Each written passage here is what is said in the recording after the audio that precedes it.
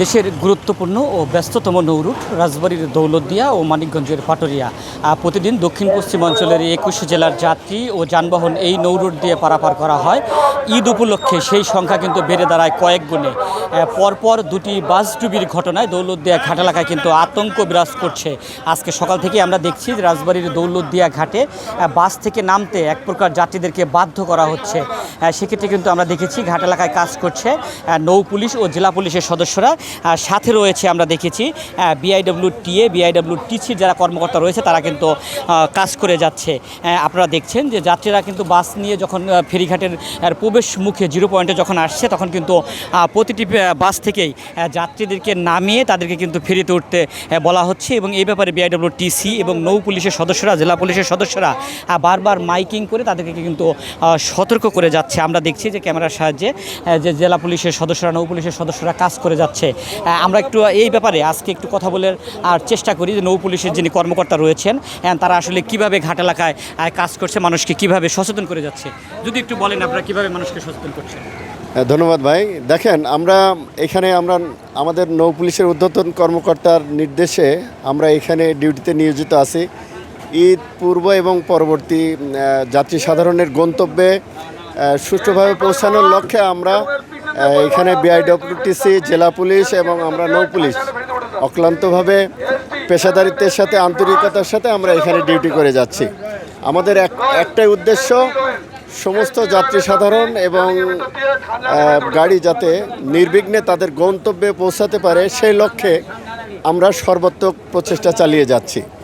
এক্ষেত্রে যদিও কিছু কিছু ক্ষেত্রে আমরা যাত্রী এবং গাড়ির স্টাফদের অসহযোগিতামূলক আচরণ পাচ্ছি, তারপরেও সমস্ত কিছু উপেক্ষা করে আমরা যাতে যাত্রীগণ সাবধানতার সাথে কোনো অনাকাঙ্ক্ষিত ঘটনা যাতে না ঘটে সে লক্ষ্যে আমরা পরিশ্রম করে যাচ্ছে, আমাদের চেষ্টা চালিয়ে যাচ্ছে। আমরা গতকালকে দেখেছি যে এই নৌ রুটে যখন এসবি পরিবহনের একটি ডিলাক্স বাস ফেরিতে উঠতে যায় তখন কিন্তু আপনারা তাদেরকে সচেতন করেছিলেন এবং প্রায় 40টি প্রাণ কিন্তু বেঁচে গিয়েছে। গতকালকের বর্ণনা একটু আপনার কাছ থেকে শুনে আসতে। দেখেন, আপনি তো সবই জানেন, গতকালকের যে ঘটনা, অ্যাট এ টাইমে দুইটা গাড়ি আসে, একটা হলো এসবি সুপার ডিলাক্স এবং গোল্ডেন লাইন।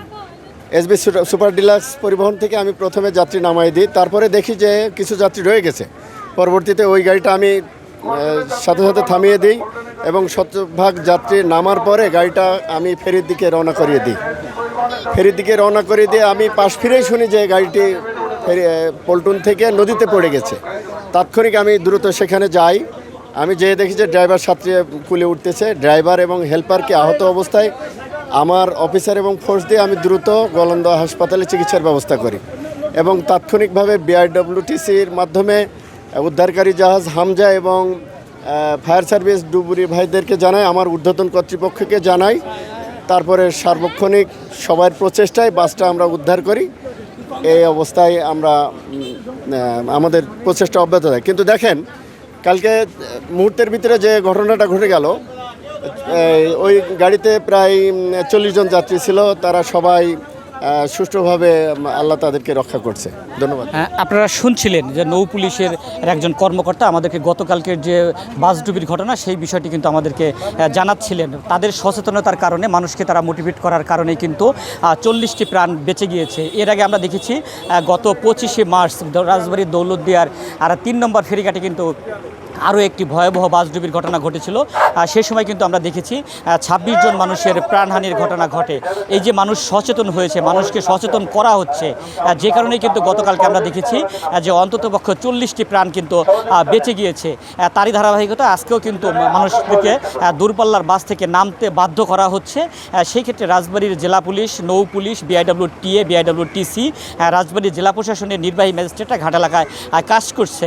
মানুষ নিয়ম মানবে, সচেতন হবে, এইভাবেই কিন্তু মানুষের জীবন রক্ষা পাবে, এমনটি কিন্তু প্রত্যাশা করছে এই অঞ্চলের মানুষ।